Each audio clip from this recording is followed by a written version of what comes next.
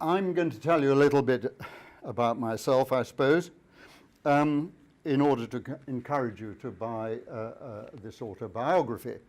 How accurate is one's memory? Well, I'm one of the few people who actually knows, almost to the minute, to the hour, when I was conceived. I was conceived in the phony war, and I actually appear in my mother's diary as a dash between two exclamation marks, because Dad, who shortly afterwards went off to fight, and as he was a sapper, he was he spent most of the war in prisoner of war camp, but he was out on night exercises, and there's a statement that Will came home at 9 a.m. exclamation mark, and the landlady clearly allowed an extension of night exercises. So anybody else here know to the hour when they were conceived? I can remember it as if it was yesterday. Now, I'm not going to tell you everything that's in the book. I might just give you the odd punchline, but my life in medicine actually, oddly enough, started at the age of 5. When I had my appendix removed, I got acute appendicitis, which is unusual in a small child, and my Uncle Alan, who's chief surgeon at Bart's, Alan Hunt, he was a fearless surgeon. I see Darren there, another fearless surgeon. Uncle Alan was fearless and also had no compunctions about realizing he was the best surgeon around, and therefore he removed my appendix. And I was very proud of this. It was given to me in a bottle with methylated spirits, and I treasured it for a long time. I remember one occasion, running upstairs to get the bottle and bring it down to show some visitors, and tripping over the stairs and spilling the appendix bottle and the meths and everything across the drawing room carpet, which was very embarrassing for a 5-year-old. But and that didn't really matter, because the appendix was picked up, popped back in the bottle. The bottle wasn't broken, and it was topped up with meths. And I kept it as a family icon for about 20 more years, until my wife threw it away as something vaguely disgusting. There was also Uncle John, who was a brother, Ada, my surrogate father really during the war, because we lived with grandparents. Dad was off in a prison in Caldice for most of the war. And Uncle John was very eminent. He became president of the Royal College of General Practitioners, and was made a lord. And I remember him saying that on one occasion somebody came up to him in the House of Lords and said, "Excuse me, but are you the Lord John Hunt that discovered the North Pole?" And he said, "I'm not, madam, and I'm afraid you've got your wires really crossed." Now, there are some personal health lessons. One, of course, which you'll have to read the book to hear the sequel to Uncle Alan, which definitely is a cautionary tale that I won't go into now. But there's a lesson of don't swim underwater when unconscious. That comes into the book. I very nearly died. Fortunately, I was spotted. Don't ignore cardiologists as a matter of routine. Operating on relatives, I've mentioned. Do treat with some caution friends who have yappity dogs. And then we've been on lots of holidays, Jenny and I, and I couldn't resist putting in the dangers of something about bollock naked bareback bull running, which was a ceremony which we witnessed in Ethiopia. I wouldn't do it if you paid me €1 million. Now, I went to the Pilgrim School in Winchester, and then I went to rugby school, and by and large it was relatively paedophile free. I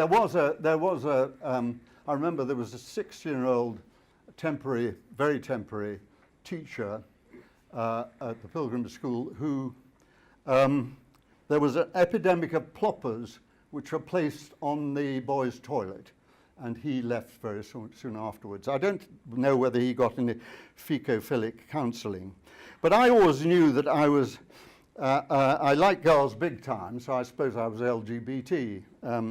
But I had very little success until I met Jenny, who was in the same year, and she and I went skiing with a Russian spy called Boris Olenikov.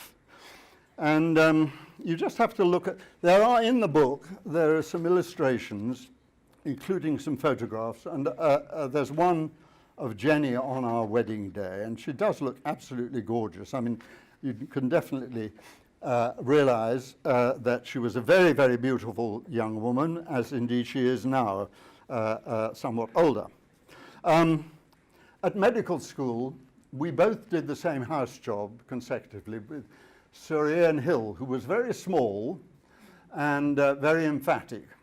And he was quite advanced, and he was knighted because he was the Queen's physician in Balmoral. And I remember downstairs there was a physician, also a bit of a cardiologist, called Gordon Clark. And Gordon Clark didn't have a great respect for Sir Ian Hill. He used to describe him as the wee electrician upstairs. And when Jenny and I got engaged, we decided to take out some insurance policies. And they were all on three occasions done by Gordon Clark. And the first one I remember, he said, "You're friendly with that Calderwood woman, aren't you?" I said, "Well, I am, yes, Dr. Clark, thank you very much." He said, "Well, don't do anything dangerous, don't do anything wild." He was very concerned that students who were seen to be bright didn't get hitched up too early. Anyway, the second time, about a year later, he said, "You used to be friendly with that Calderwood woman, didn't you?" And I said, "I did. As a matter of fact, we're engaged to be married." He said, "Oh, well, never mind. It's no too late to change your mind yet." The third time we were married. Anyway, I do go in some depth into experiences of a young doctor, which still give me nightmares. I mean, we were trained, and if you could call it trained, we partook of the deep end school of medical education. You were thrown in to see if you drowned or not. And of course, I must have killed people. I know some people who died as a result of I didn't kill anybody on purpose, but it's definitely, we worked very long hours and we learnt very fast. I remember one occasion, going onto the ward in the morning and saying to the nurse, "Who on earth told you to do that?" And she said, "You did in the middle of night when I tried to wake you up." Anyway, we worked in Dundee, then London. We had children. We had children young. I mean, children always come young, but we were young when we had children. And I went to the Hammersmith Hospital, and then to Barts, and then I had a year in California where I worked with my first Chinese psychopath called Professor Sam Yen. And then I went to Manchester, and that's where I was really expected to stay. But I did do a bit of writing for a time for a journal called World Medicine, run by Dr. Michael O'Donnell. And I wrote things, I could only write in the middle of the night. And so it wasn't really compatible with the day job.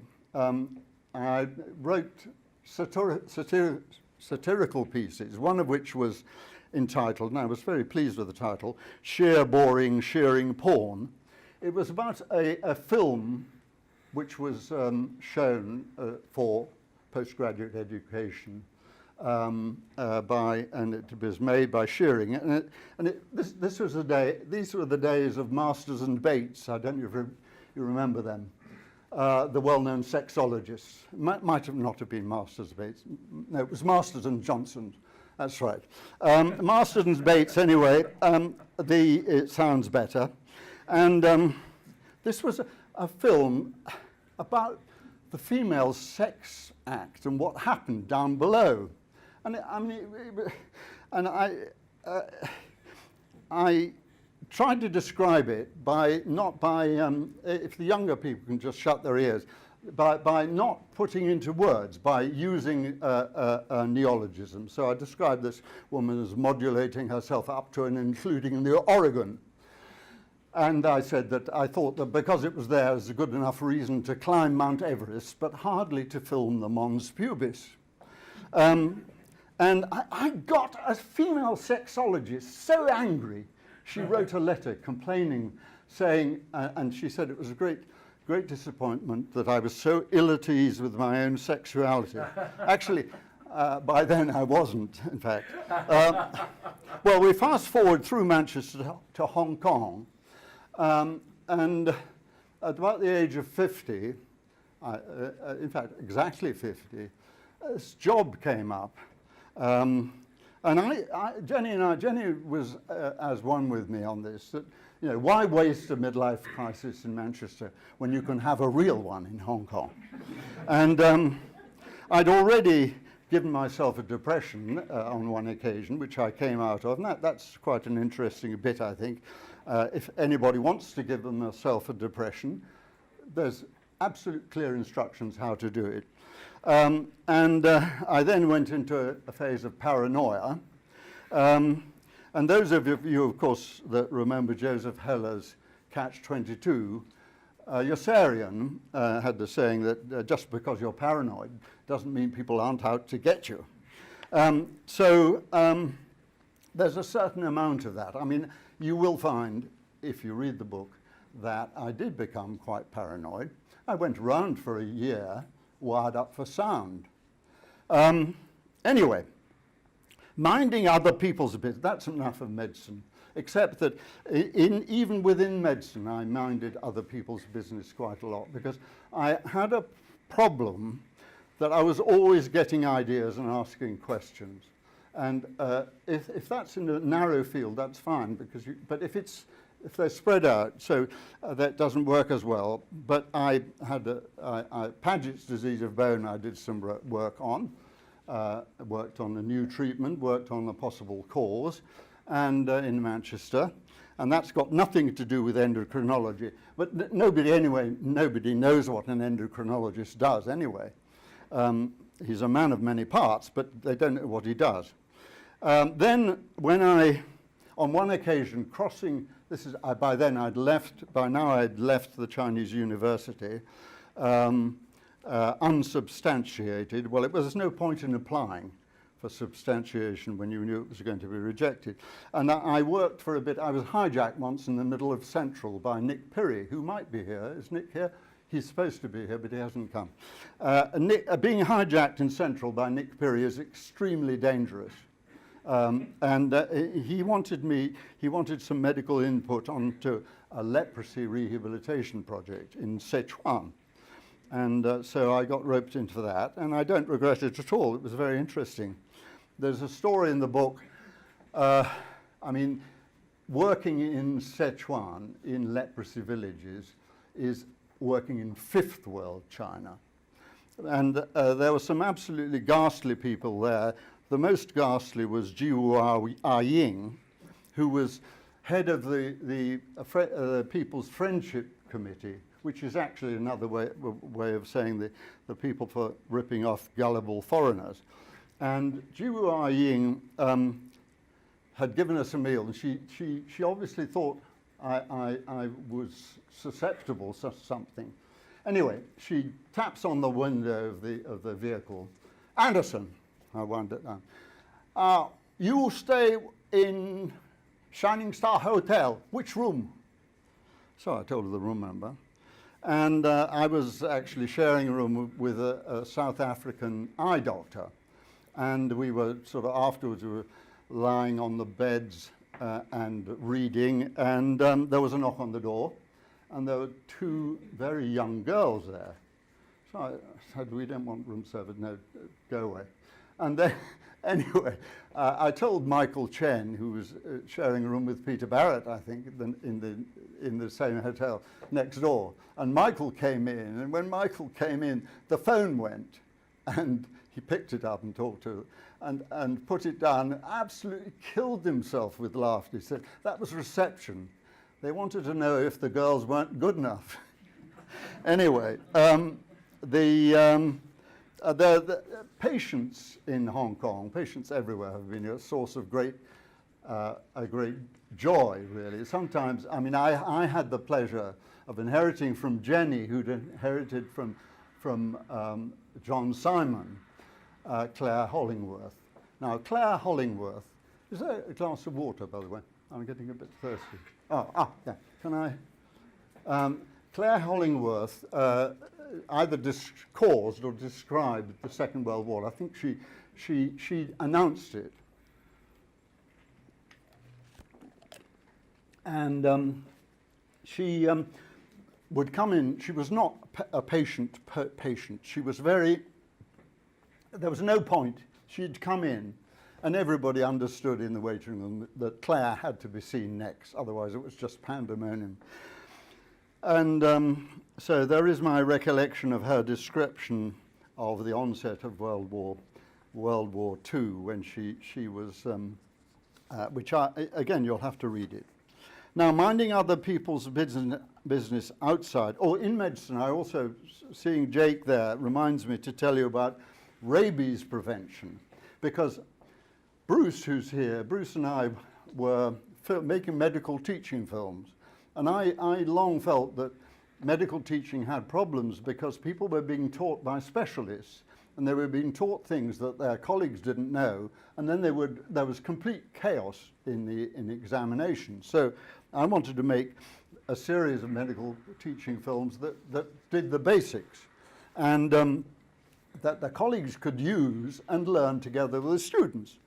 And so we made various ones on infectious diseases, including leprosy, and dog bites and rabies prevention. And you'll find in the book, I think, an entertaining account of Bruce and my going out with the dog catchers of Hyderabad. I mean, that was just, we could have made two versions, the humane and the inhumane version. Rabies prevention, I discovered that the WHO was actually causing problems with rabies because they had created their dog bite prevention or dog bite committee had just changed the recommendations piecemeal until they made absolutely no sense whatever. And it's very difficult to get things changed just on the basis of common sense, because there's never been a clinical trial of common sense. The reason it doesn't make any sense to do it. But anyway, that was I'm still working on. I eventually wrote an article which was published in an obscure journal and was eventually read by someone in Shimla, who put into operation what we'd suggested, started giving it in a sensible way, and he hasn't had a single rabies death since.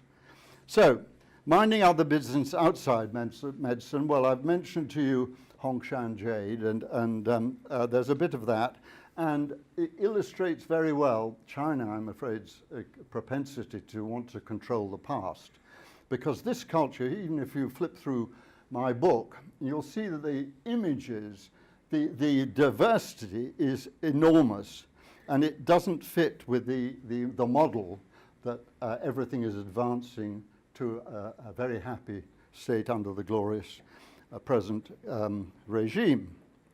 I discovered in the course of that Shui Jing, which is a clear crystal. This is a meteoritic glass. So there was a massive meteorite impact somewhere in northern China, and I'm actually working a little bit with Graham Hancock, who's written a book, Magicians of the Gods, and several other ones, who believes that there was, in fact, 10 to 12,000 years ago, there was an extremely advanced culture, global culture, which was then probably eradicated with the melting of the Laurentide ice sheets, which raised sea levels by 100 meters. So anything we're doing, worrying about raising sea levels by 8 meters, which will flood Kai Tak, flood the airport, by the way, you ain't seen nothing yet. Now, Hong Kong Chamber Music Society, I mean, it's a great pleasure to hear my third favorite wind instrument played, but played much better than the two that I attempt to play, and the oboe and the cor anglais. But I was foolish enough. I think Elaine Chern was going to come. Maybe here. She's here. Hi. Elaine and I played with Yvonne in a charity concert, and we played Bach's wonderful double concerto. And I decided that I'd ask Tony Camden. I think I'd bought a new oboe through Tony Camden, who was a very nice man and a brilliant oboist. And we stood there. I mean, you think it's freezing cold here. In the APA, I mean, it was absolutely perishing with an out-of-tune piano, and we played it through for him, first movement. And he said, well, at least it's recognizable. Now, finally, I want to talk a little bit about psychopaths. And I mentioned that I had two colleagues who or bosses, both coincidentally Chinese. Sam was definitely on that side. And when I retired to Italy, when we retired to Italy, I decided I got further interested in problems of psychopathology of the legal system. And I could see that I just watched the end of the first trial of Amanda Knox and Raphael Solicitore, and you could see the psychopathic public prosecutor and a poor innocent girl. It was like a witch trial. And so I decided to spend, one of the benefits of a pension, by the way, is it's the first time in your life that you're paid to do nothing. I mean, you're paid whether you do something or not. That's a great privilege. You know, most people have to work, and most people have to do what pleases their boss. So you'll find that we've invented a new term, constitutional negative empathy, which is basically not a full-blown psychopath, but there's a very good book written by C.E. Thomas, a pseudonym, Confessions of a Sociopath, a sociopathic public prosecutor who diagnosed herself. And I mean, it's a perfect, I reckon the job description of a public prosecutor and the job description of a psychopath are pretty much the same. So on both sides of the divide, you know, you've got psychopaths, and you've got, of course, the defense also giving an alternative version of the truth. So I'm going to conclude. You'll find in the book there's a little bit about our interest in art and my love of recitations. And I'm going to try and bring us back to music by giving you a musical recitation, which was written by the husband of my singing teacher in Manchester. He was called Conrad Hartley, and Nancy actually accompanied Leon Goossens and used to go off for concerts. And Conrad wrote this recitation, and the only version of this is actually in the back of this book, the only written version, and I'm the only person who knows it. So it's called Sam's Low Note. Thou's heard of Sam Lockett the singer? Oh, by the way, it's North Country English, okay? So, you know, it might be difficult for one of you. Thou's heard of Sam Lockett the singer, as sings the Old Chapel Choir. Thou's noticed he's not been here recent. I'll tell thee how it come to transpire. They was singing a thing up at chapel one night as were full of FFs and PPs. And no matter as how they sung loud or sung soft, they just could not sing it to please.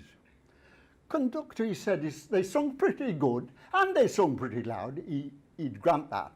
But he wanted much more at the top of page 4, where basses was down on E flat. Conductor, he said, and he said it again, though there's plenty of row from the lassies, it sticks out a mile that to do it in style, us must have more noise there from basses. When basses heard this, all their faces went red and they looked at each other, all humble, because every man knew that down there in fact he could not but just grunt or perhaps mumble. Poor Sam was fair worried. It upset the lad that the basses should be the weak part. So he called for his cards and he give up his job to devote all his time to his art. He spent all his days just to singing low notes from rising to going to bed, till his mother said, "Dad, thou bless look to yon lad, because I don't think he's reading his head." But Sam kept on singing till one Friday night he felt summat go in his throat. He opened his gob, and believe it or not, there emerged a tremendous low note. Sam relit the fire, put picture back straight, and buried Canary, poor bird. Then he grabbed for his cap and run chapel wards quick for his wonderful note to be heard. When the conductor saw Sam, he said, "Sammy, me lad, of the basses round here, that the best. And sin thou's come back, and it's basses we lack. Go and sing thy part there, lad, we rest." Well, the choir started singing, but Sam, he kept mum till they came to the top of page 4. When he gave it all he got, his front teeth went red hot, and conductor fell flat on the floor. The organist fell off his seat in a fright, so great was the dreadful vibrations. 3 windows was broken, and out went the light, and the lasses all had palpitations. They picked up conductor and dusted him down. He says, Sam, as a note, that's just fine. But that's breaking too much, lad. Us can't afford thee. So I must kindly ask thee to resign. So Sam's back at home and is doing his best to try for to lose his low note. He gargles terrific and drinks a specific designed to play hell with your throat. And if he's successful and ruins his voice, and he may do because he's a trier, I think that some Sunday before very long, thou'lt see him back there eat choir. Thank you very much.